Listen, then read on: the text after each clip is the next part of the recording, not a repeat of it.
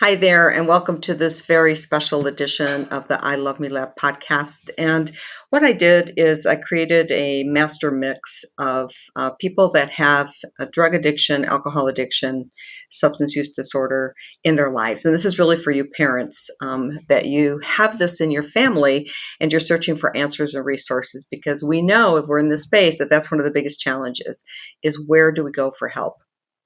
So before we start, I also want to let you know that there's a link. If you click down the link below, I've created a page for you. And within that page, there is a free resource guide that's available for you. I've compiled a bunch of information ranging from what are the drugs that are out there right now that are grabbing onto our kids?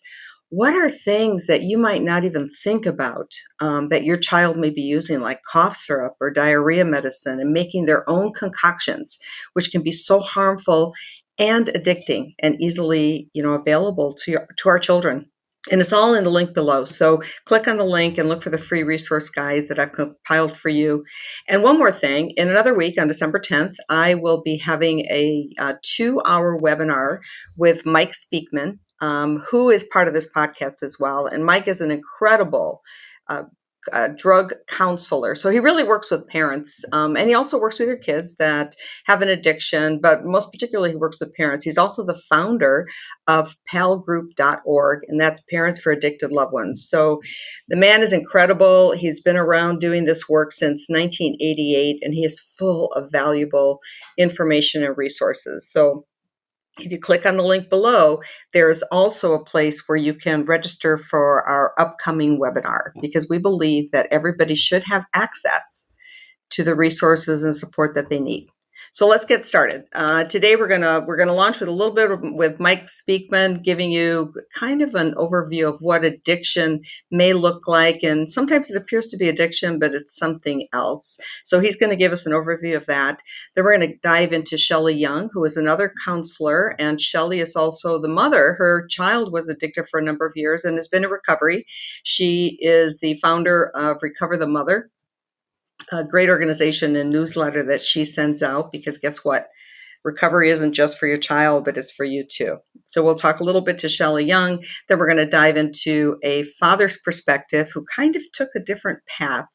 And Niel learned the hard way, just a different way to help his son, which included adopting his grandchild. So to stay tuned for Niel, and then we'll finish off with advice and wisdom and coaching with Mike Speakman. So I hope that you find this valuable. Again, also click on the link below. There are resources available for you and an upcoming webinar that's all here to support you. So stay tuned. Hello and welcome to the I Love Me Lab show. My name is Gail Buck, and I'm an NLP Master Life Coach, meditation instructor, and a seeker of happiness. And each week, we're going to bring you an inspiring person or message to help you discover additional ways of self-care, self-love, and becoming a healthier, happier you. So thanks for spending time with us today, and let's let the show begin.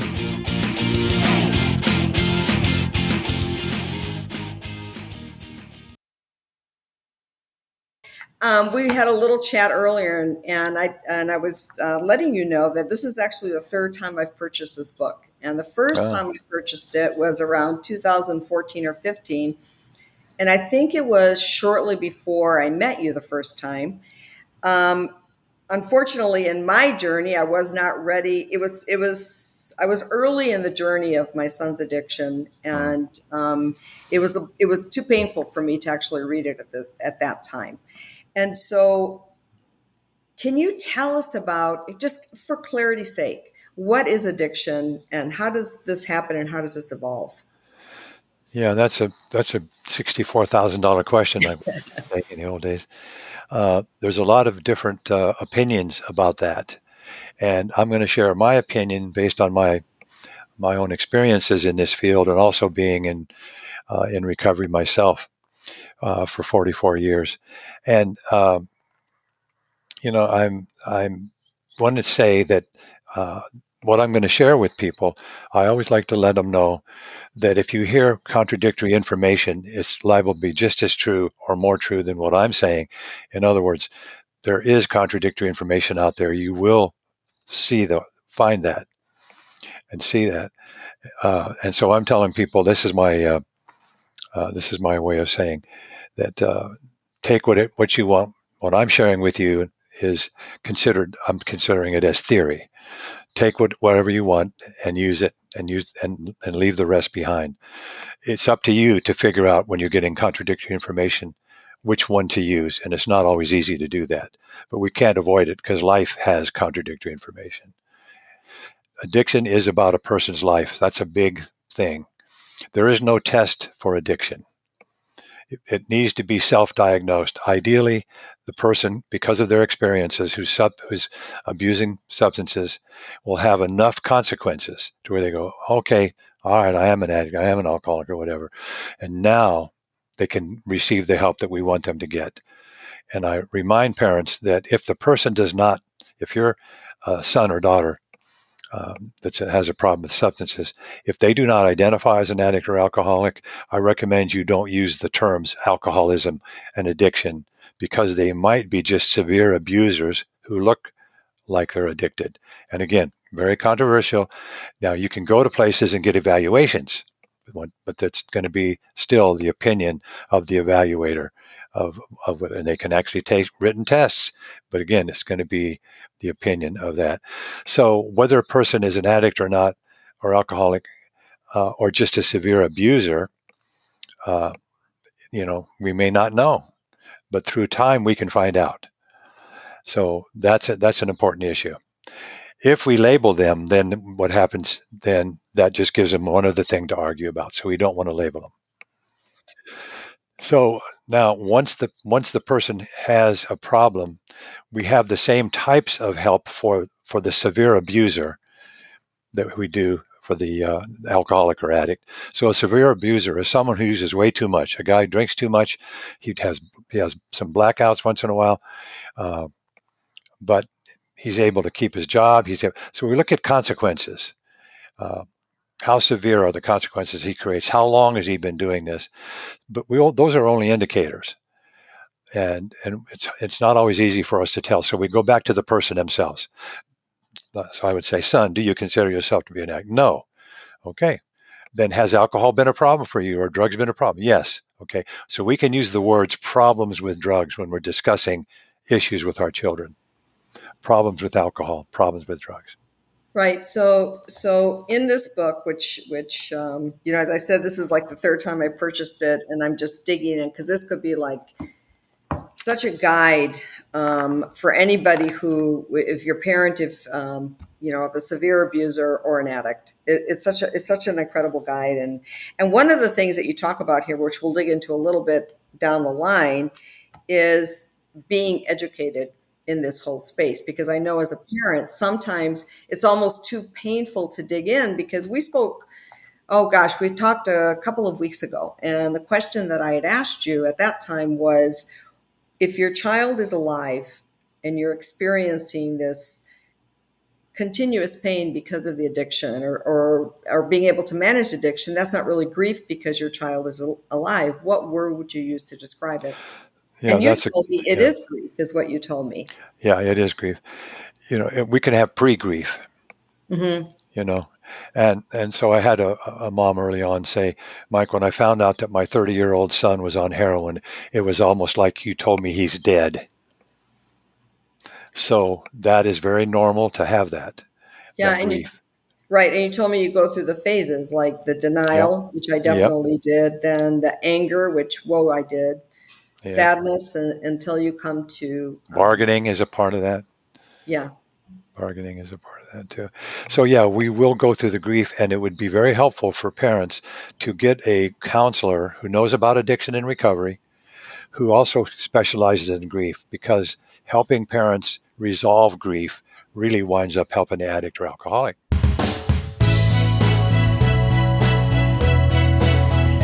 When we were in the most like challenging parts of the journey with my son's substance use, there were these two blogs that I followed, and I so looked forward to any time that they posted, and I would, they were like blankets for me or comfort for me, and just the writing and the reading that and they weren't even about substance use, but they were about, they were mothers that were writing, and it just resonated with me. And so I've wanted to do something like that and be someone who shares things that are, not always shared, or isn't always completely focused on the chaotic part of substance use, but on the more comforting ways we can comfort ourselves or take care of ourselves, or know that there's this person out there that gets it. You know what I mean?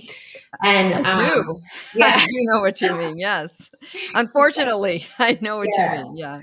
yeah. So, I started Recover the Mother, and I think that you, you hear people say we're all recovering from something.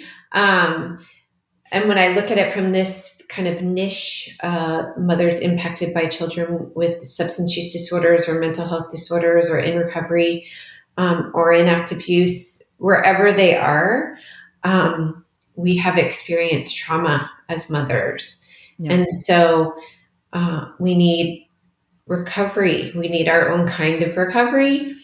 And like I've told you in some of our conversations, I want to address the way that systems have failed mothers, and help create conversation or connection or resonance around, removing some of the shame, blame, and guilt that mothers feel for the state of health of their kids, right? When systems should bear a lot more of that responsibility. Yeah. So, And I wanted to, also, it was important for me to have you following Gary's because he's such a busy person with this organization that's just exploded because there is such a need in our country and beyond in the world. There really is, right? And one of the things and I wanted to kind of expand on the conversations that he and I started, is the stigma and the shame that's associated with, either having the addiction yourself or your child, your loved one that has the addiction. And can you speak a little bit to what your experience has been, both personally and also as a practitioner in the field? yeah, personally, um, I feel that stigma is the biggest barrier to people getting well or people reaching out for help. And, I think I'm pretty sure there's research, and Shatterproof, I think, has some of the research that says that the biggest demographic, like their biggest demographic, are women, are mothers, in our age group. And so we're the first people to reach out for help. We're the ones who are Googling and searching, and, Starting to speak up about it instead of not yeah, and talking starting, about it. Right. yeah, and talking about it. But we're the first responders, right? So if a first responder is cloaked in some kind of shame, that's a barrier to getting proper care and treatment, or any kind of proper help. It's a barrier to connection, right, with community, and it causes isolation. And we know that isolation can lead to mental health conditions, can lead to accelerated or escalated substance use, and all kinds of physical ailment, right? So I think stigma is probably the biggest barrier, and the biggest contributor to uh, mental health conditions, substance use, and suicide. Yeah. You mentioned, because I did receive the newsletter who is the author you were speaking about?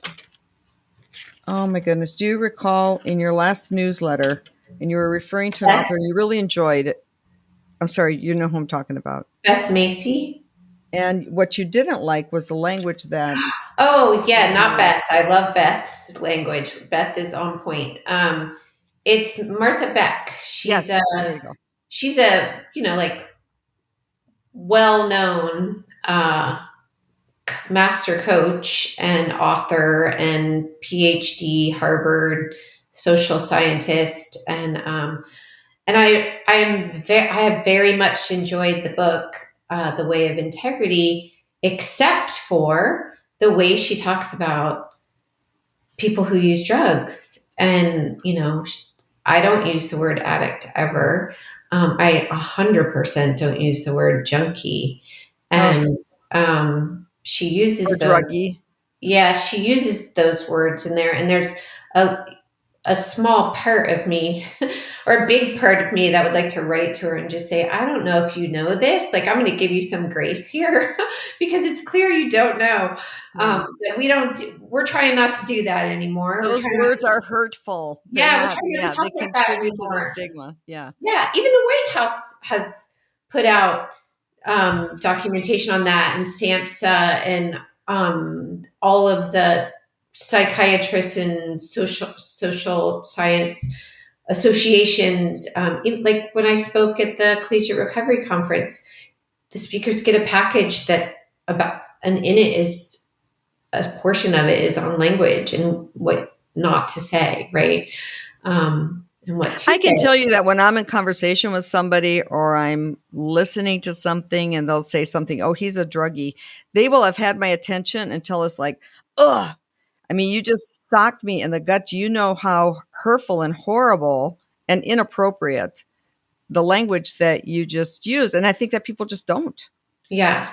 And in the book, there is a place where she talks about someone who had a child with it's a short, very short part of the book, but a child with a very chaotic substance use, and the woman really needing to have space between her and her child, right? Mhm. Which there are ways to talk about deciding, that it's safer for me to live apart from you than to use the words kick out, right? Like you don't have to say that. And it Yeah. probably wasn't like that. There were probably were discussions, or were probably a declaration of like, for my health and well-being, this is what I need. And so I don't like to, I think that kind of perpetuates stigma, which perpetuates addiction. And anything we can do to not perpetuate stigma and not perpetuate addiction would be preferable in our language and our actions. But the book's good. Yes. Yeah. Yes. Yeah, that's what you said. You said everything was like great except for the language in this particular topic. Yeah. I mean, and even the language we were talking about, using the word abuse, like substance abuse, means that it's okay to use substances, but in reality, substances are toxic for the brain. So, why any use of it is actually abuse on your body or your Right, brain. Right? exactly. Okay, so that's really huge. So that kind of feeds into something else that we touched on briefly in my interview with Gary last week, and we spoke about before we started recording this podcast, was that there are already studies that our government has these studies on how important it would be to go into the schools, and it's not about the say no to drugs problem, or it's not about kicking them out for substance abuse or substance usage. It's about teaching them early on and continuously teaching them about taking care of your body and taking care of your mind and everything in a positive, good way, right? So that they're reaching for this optimal health and this optimal brain power, instead of don't use drugs and don't abuse the substance, which to your point means go ahead and use it, just don't abuse it, Right. right? So what are your thoughts on that? Um, Kids are smart. Like children are little learning sponges, right? We are intelligent beings. And if you give people education and the ability to make choices for themselves on the way they feel in their mind and their body and their spirit, they're going to choose to feel good, right? Mm-hmm.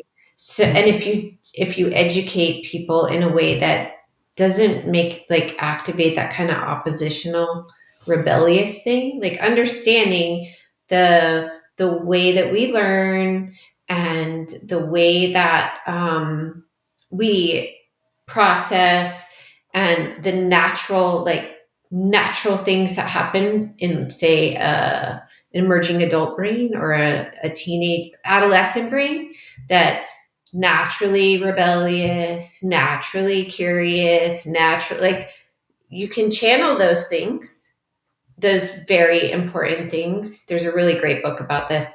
But you can channel them into the right pathways for those very natural brain patterns that are unfolding or connections that are being made.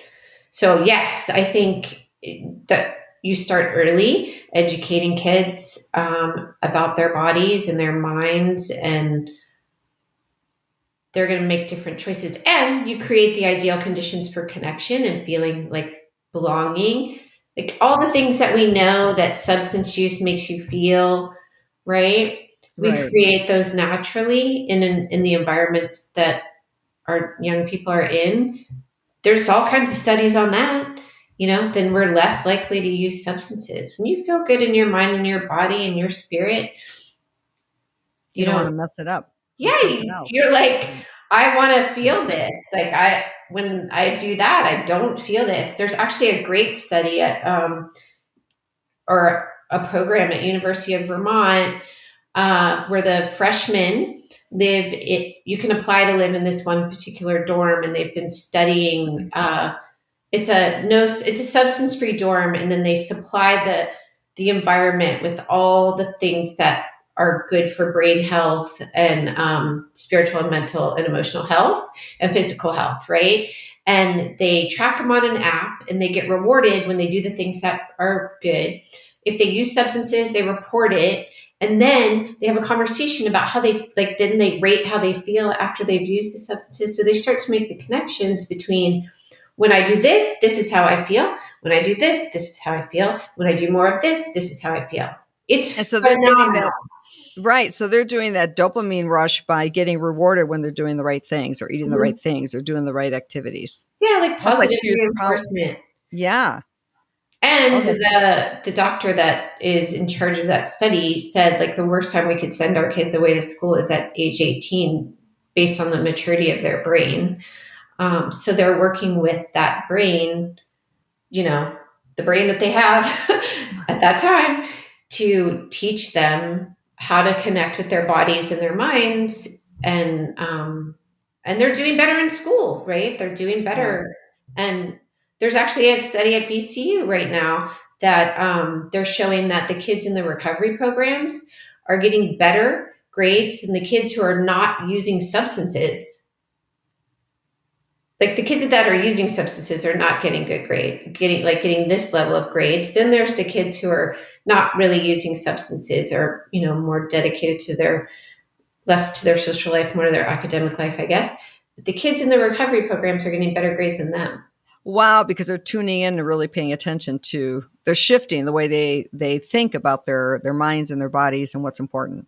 Yeah, and they're participating in certain things that we know make people feel a sense of belonging and a sense of connection and mental health and well-being.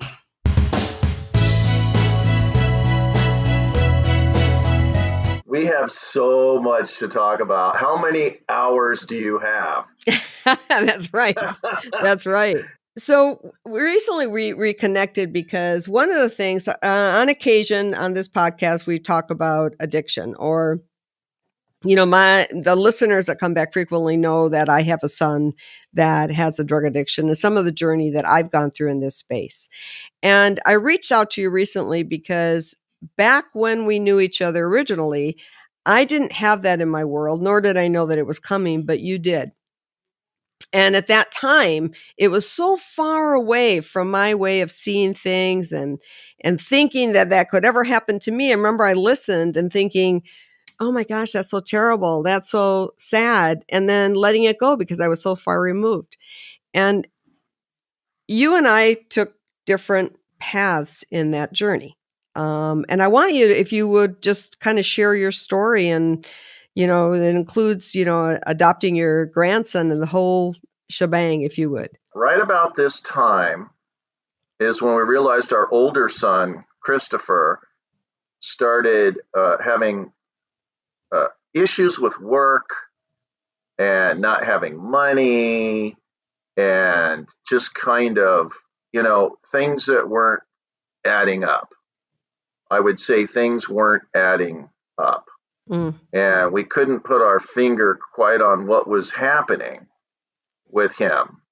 And, we would become frustrated because he was working jobs where he'd work the job for maybe 2 or 3 months, and then he'd move on to another job. Mm-hmm. And it seemed like the jobs got worse, and it was always somebody else's fault. There was never any acceptance of responsibility and all that. But, he was, he's older and on his own, and he had gotten married. And they had a couple of kids, and they were kind of doing their thing. We would help them financially here and there, but it was just kind of an odd thing. So yeah, so we had Angel on one end, and then we kind of had this other stuff kind of floating out there that we weren't quite sure what was happening. And the reason that I'm asking is because when, the addiction came into my life via my son, and at first I thought easy solution, send him to rehab. We hadn't had any of that in our life at all. So I wasn't familiar. And I just thought, oh my goodness, okay, let's find a nice expensive rehab and send them in 30 days and we'll be done. I didn't know that this could be like a lifelong journey. Right. And I took a different path than yours. I mean, I had a very successful business at the time. I pretty much closed it up and ran. I went into the fetal position. I didn't know what to do. I felt like dying a lot. I mean, I kept throwing money at different, possible solutions. And so my finances went down the drain. My relationships went down the drain. And I see you took a different approach. I mean, I'm sure you had the ups and downs in your personal relationship with your wife. These are a lot of stressors, but you're together. You're together. You made it through. Your business prospered, right? Or maybe not. Hey, I'm looking at your face and it's maybe not. If I would have killed her 20 years ago, I'd be out on probation right now. No, I'm kidding. Yeah. Oh, yeah. No. Oh, it went through some major up and downs, but that's probably for another podcast. But yeah. Well, but I guess it's like because you guys, yes, and for another time, but you guys managed to weather that cycle. The storm, the big storm. And you mentioned earlier that it was a very painful period. And I want to touch on that a little bit because I think anybody who's listening that's in this space is nodding their head right now. Yes, because they get it. If you're not in this space, it's kind of like me when I first knew you were having, it's like, oh, that's too bad. But it's so far over here, I can't even imagine. Right. And so I wanted to speak a little bit to that because there's a lot of shame attached to these kinds of things. There's guilt as a parent. I mean, what I could have done differently. There's, judgment that you get from other people, but also I think that we put upon ourselves. And so I'm curious as to how you navigated those kinds of spaces. Yeah. It's interesting that you'd mentioned the path you took with your son and how your life just kind of got crushed. Yeah. Nosedived into the ground. Yeah, into the abyss. That's what Emily did. That's 100% what Emily did. And so I was trying to, kind of keep everything going. Yeah. And it was really tough because, in real estate, you really have to be focused, and you got to be up, and you got to be positive. So I was living these two separate lives. I had my work life where I could control things, not in a bad way, but control things in a good way. I could give advice that I knew people would generally take because the advice was good, honest, solid advice. And I would move people through these times in their lives. Buying a house is one of the most stressful, biggest decision you're going to make. So in a sense, the stuff that was happening in my private life and how I had to go through that was great training, actually, for my real estate career. But it was so much easier in real estate. Then I'd go home at night and I would give it the same kind of advice that people were really open to during the day, and would get the opposite effect at night. So that was pretty painful. You know what I mean? Does that make sense? Well, yeah, because my guess is that you'd go home and it's like, well, you're both in suffering, but you're suffering in a different way. Yeah, I'm sorry. I would have the answer. Do you know what I mean? I would see a clear answer. I would say, okay, this is the path. And so I'd go, this is what we need to do. And that would cause a lot of pain with her, because I just think she didn't really feel that, well, it's not that easy. And maybe, what I was doing was trying to, and this is what caused probably a lot of the friction, was I was trying to be empathetic and everything else. But at the same time, I was like, hey, we have a game plan we have to execute here if we're going to get this done, and we need to be on the same page.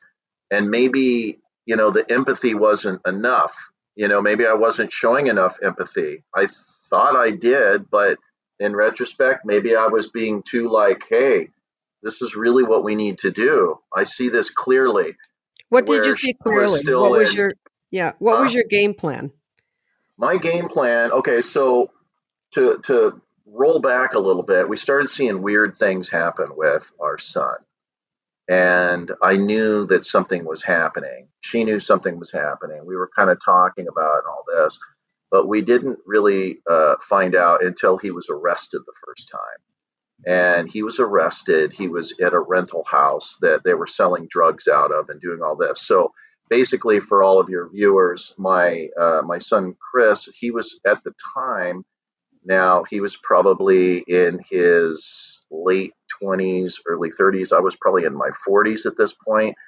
And he was busted in this rental house with a bunch of people in there.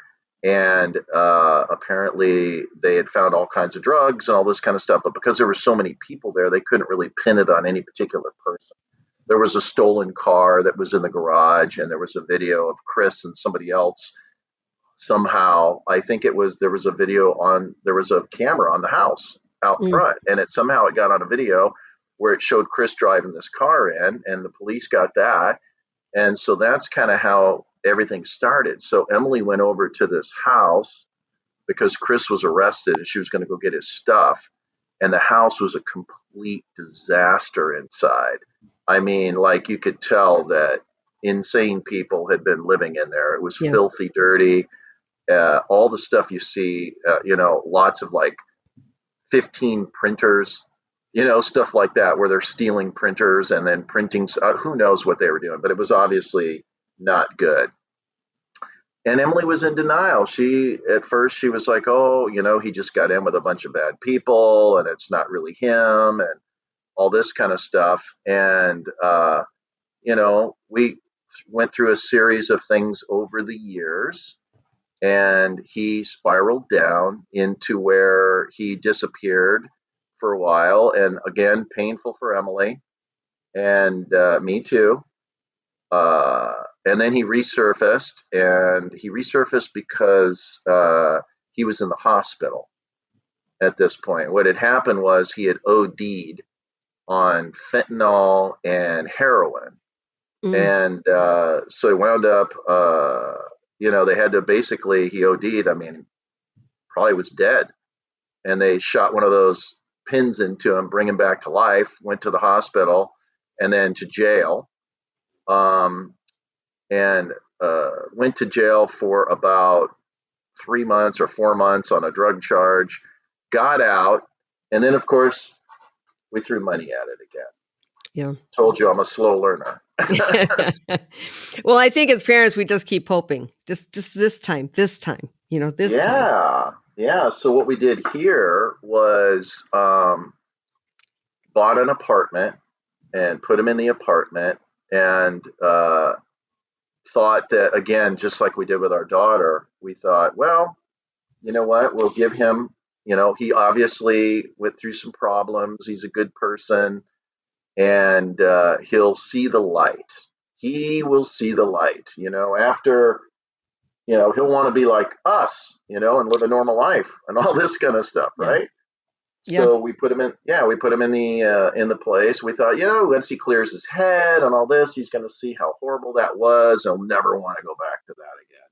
So he immediately went back to that again and used the apartment as a platform to steal, do drugs, and do all this kind of stuff. And we'd go to the apartment, and there was other families that were in there.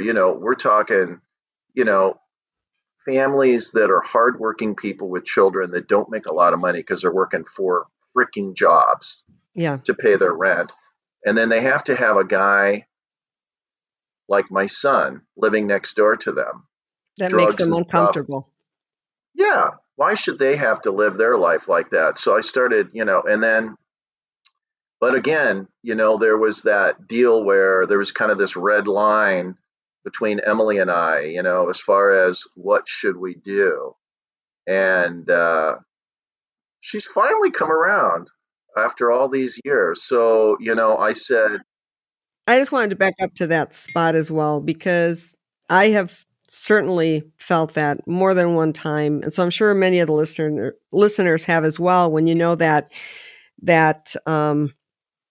what you said about your son, that none of the neighbors would want to be, near that person because it makes them uncomfortable. It actually scares them. And they're a I've been in that menace. situation with my son. And when you actually acknowledge and face that your child is the scary one, or the one that makes people uneasy, or something like that, that's a hard thing to bear. And then there's all that, not knowing what to do with that, or not knowing how to contribute to make that better, which for me personally has made me a much more compassionate person for other people in difficult situations. I think that was probably the biggest gift that this experience has given me, is that it's opened my mind and my heart to others, because it's a tough one, It is a tough one. And yeah, I mean, I'm seeing these little kids playing out in, in the playground area and all that near the apartment. And there's, thieves going in and out, and drugs and all this kind of stuff and everything. Yeah. I mean, I knew at this point that's what was happening, because as soon as he installed a camera outside his door at the apartment complex so he could see who was coming to the door, that's a good indication that there's something bad going on inside that property. Mm-hmm. So we wound up, and what the real, where it really came to a head was when the neighbors called me, because I kind of wanted to keep a tab on it. I felt bad for the neighbors. Here's Dennis the Menace living next door to them, and he was a menace to the neighborhood. Well, young girls started going in and out of that place, like underaged girls. And so that was it right there. As soon as I heard that, I told Emily that, we are now, as owners of that property, this is what I used. I go, we as owners of the property, and it's absolutely the truth. Yeah. Have a legal obligation, if we know there's something going on inside that apartment, to evict that person. Yeah. Because otherwise it could come down on us. And I wasn't, at this point, after all the help we did, I mean, it really came down to personal survival. And I know this is probably the stuff where I don't sound empathetic, but, I wasn't going to get my life crushed at this point, financially or legally or anything else. Plus, it was the right thing to do. Yeah. So we had to have him evicted because he wouldn't leave. We asked him nicely to leave. We said, look, you can't stay here anymore. I can't even imagine how painful this must have been for Emily. It was a lot easier for me, I guess, because I looked at it at this point as my own survival, and that I had done a lot of sacrificing. And now it was time to actually protect myself and not be like in la la land thinking, oh, everything's going to get better. So I just wanted to add a little bit to that, because I do understand completely, because I've been in the same circumstance. And for me, my son is in and out of, mostly in now, homelessness, and he uses hospitals like hotels. And inevitably, I'll get the social worker that calls me, because he won't give them any information. He'll give them my number. And I used to talk with them, like, and cry and beg and for support. But it's never, and they don't do anything. It's just gathering this information. And now they'll say, well, you're going to come and pick them up. And I'll say, no, I've done that before. And I've called 911 because I feared for my own safety. And no, Yeah. I won't pay for that anymore because there's no more money left. And it just gets to be this point of physical and personal survival and financial survival. And I think, again, if you're not in this space, you don't understand how critical and deep. It's almost like living in the belly of the beast, you are. And so for your own survival, you have to love and let go. That doesn't mean you stop loving, but love and let go.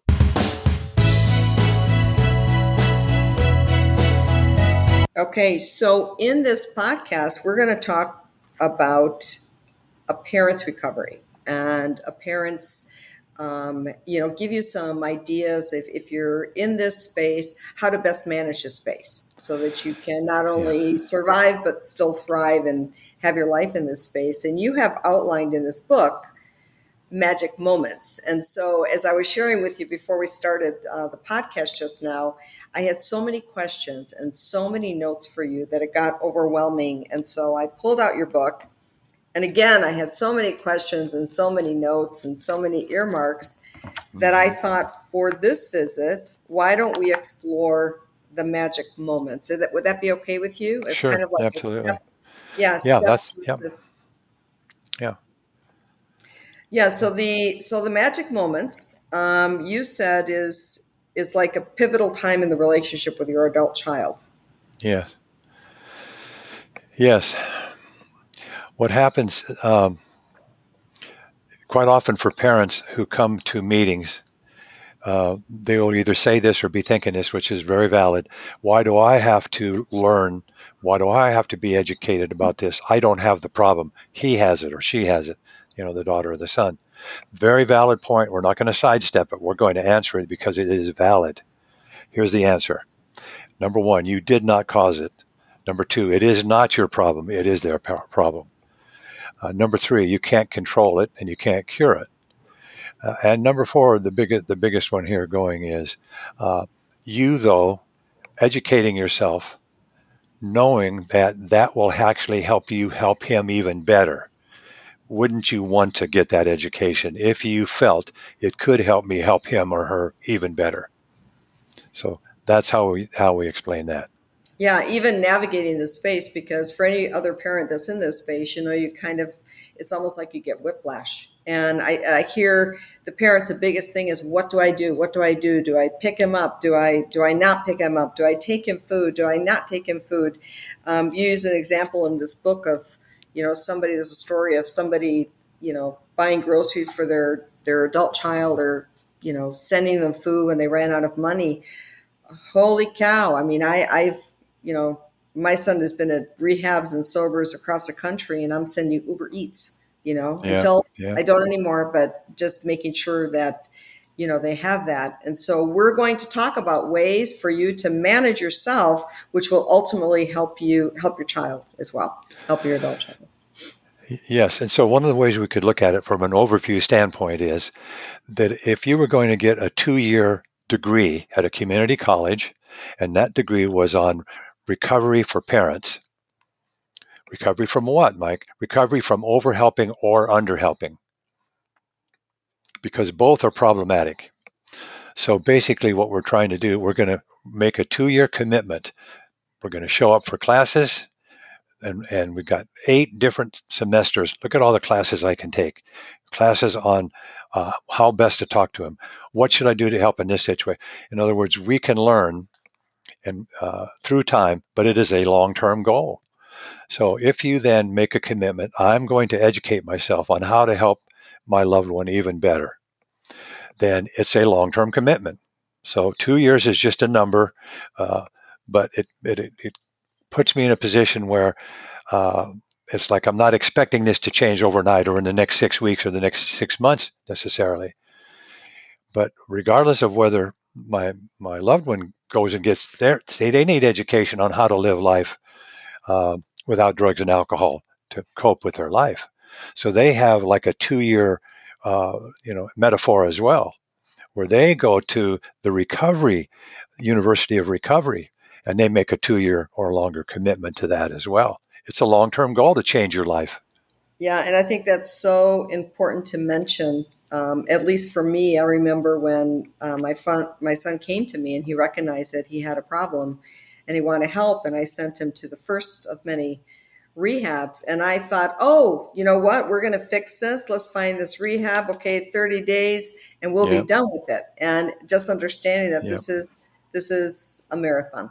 This is going to be a Absolutely. process and a learning process. So magic moment number one, and I don't remember if there's 5 or 6 magic moments in here. There are 5 magic moments. Magic moment number one is committing to recognizing the truth and announcing your discovery to your loved one.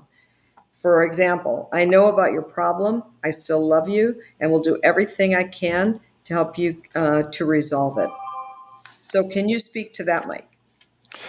Yes. So what we're saying there is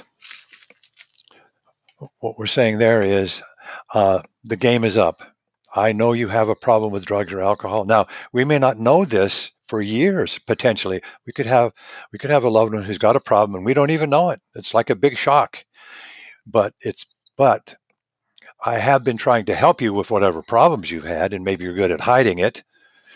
But the time will come when I go, okay, you have a problem. We know you have a problem. You know that you have a problem, and now we know you know. So how can we help you? So that's what we call putting it on the table, payat, putting it on the table, Okay, payat. and you also speak here to parents who've experienced a repetitive winter. So the goal of this book is to end repetitive winter through education, experience, and willingness to make small incremental changes in how you help your addicted son or daughter. You'll be able to get into a point in your life where you no longer experience the repetitive winter of recovery, which I'm guessing is relapse. Is that? Yes, exactly. So we use the 4 seasons metaphor there. So in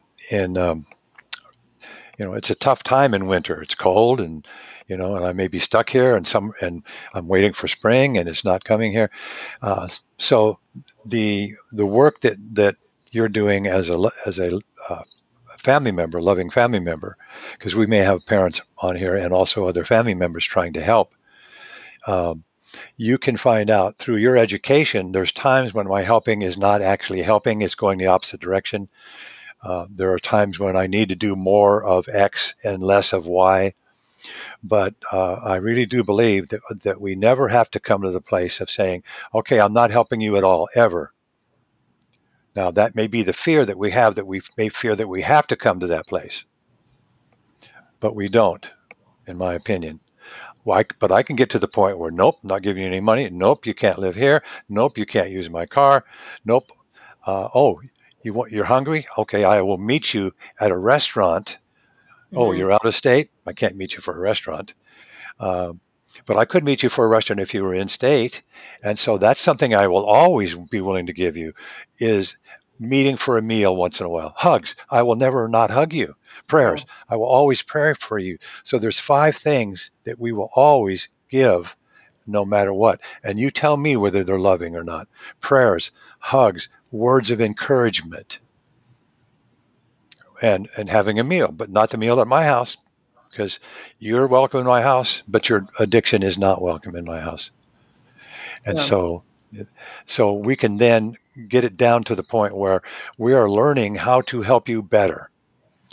That's what the family members Is are that saying. also establishing boundaries? Like, can you speak to the difference Yep. between boundaries and rules?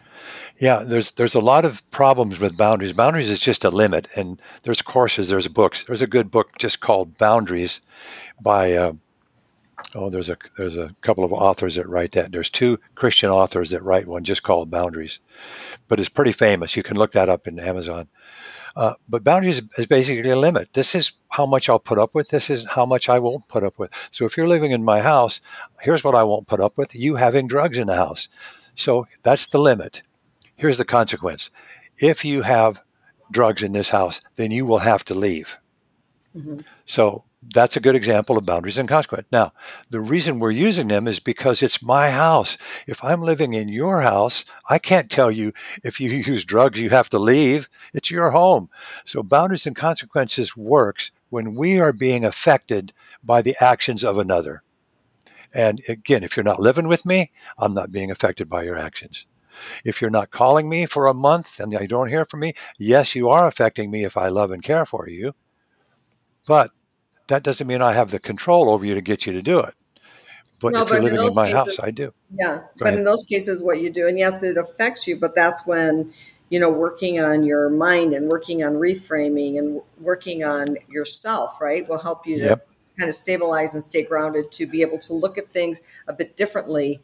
So when you have that fear because you haven't heard from someone, or you have the fear because you hear from them constantly, you're able to Yes, manage that process differently. absolutely. So now we're getting kind of in the territory of manipulation. Mm. And so that's a big subject as well. But I want to go back to the college of life. The addict and alcoholic has to go to the college of life and take those classes so that they can mature and grow up and be a responsible adult, drug and alcohol free if necessary.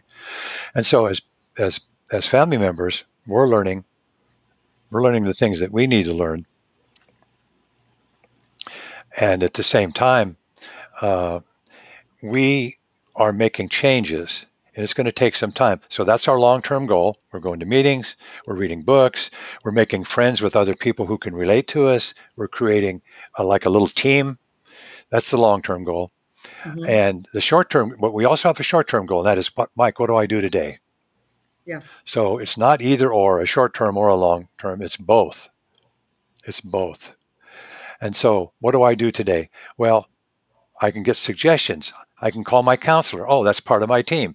So all of these things, the going to the meetings, making friends, and reading the books, that doesn't substitute for a counselor. So finding a good substance abuse counselor, being part of your team, especially in the early days, is highly recommended. Right, and this is for you, the parent, This is for as the well family as member. Yep. the person with the addiction, which Yeah. is not in your control. They have to want to do that, right? Yeah. Exactly. But Exactly. really, you need to have that support as well. I'm talking Yep. from personal experience with people I've worked with, but also from my own personal experience. And I did all the things in reading and looking for information when I could, but there was so much pain that there was some stuff that I couldn't look at. I think it was in so much denial that I would push away anything that made me uncomfortable. Yeah. And having had if I would have had a counselor for myself at that time, that would have been very helpful to navigate Yes, those. because there's a lot to learn. That's why I Mhm. give myself that time. That's like that old saying. That's why God invented time, because so we don't have to do everything all at once.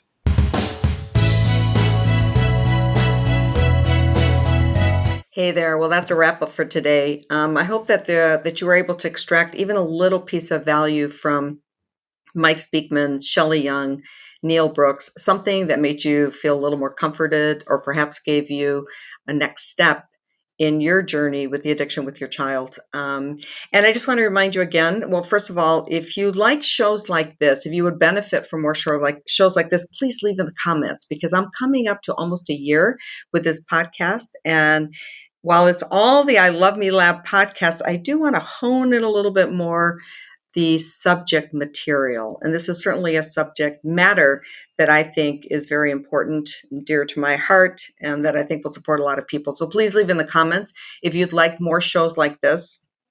Also, remember to check the link below for your free resource guide and also for more information on the upcoming webinar that I have with Mike Speakman, where we talk about the 5 things that you can do today to help your child with addiction. So again, thank you so much for being here, and don't forget to hit the subscribe button, and we'll see you next week. Thanks so much for listening to this conversation. If you enjoyed it and want more information on our guests and resources, please visit ilovemelab.com. And please, if you enjoyed this episode, remember to subscribe and share with a friend. Hey, there's more great episodes to come. So until next time.